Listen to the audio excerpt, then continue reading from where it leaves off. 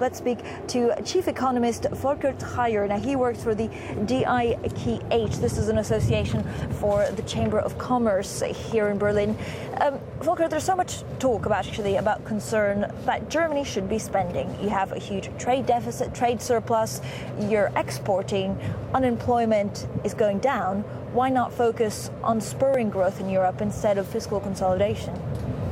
The governments have promised that at the time when they did the fiscal stimulus, that when the business cycle is going upward, that they want to stabilize and they want to cut expenditures to go back to a stabilized debt quota, to a better situation for the deficits, and therefore it's only consequent to do this from the German point of view. But Volker, although Germany is growing and although your exports are doing great, in Europe the situation is horrendous, it's dire. So why not continue with the stimulus?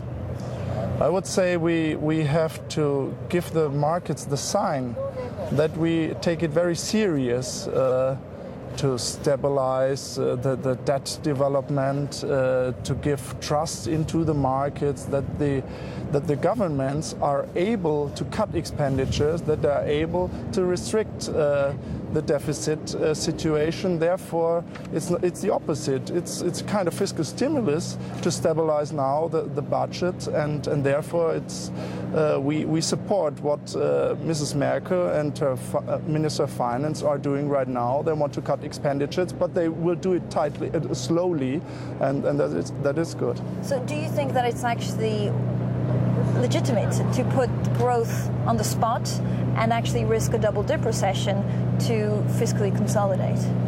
I do not think that we do take the risk of a double-dip recession when Germany the next year, we are speaking not about 2010, we are speaking about 2011, when they will cut expenditure by the amount of 0.4% of Germany's GDP.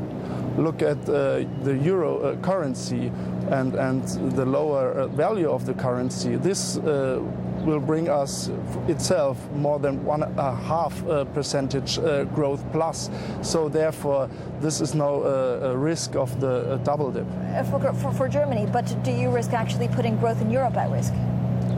I mean, we are not on a stable growth path in Europe, but we have seen from the Greece troubles that the risk premium is very high for the Greek bonds and for the Spanish bonds.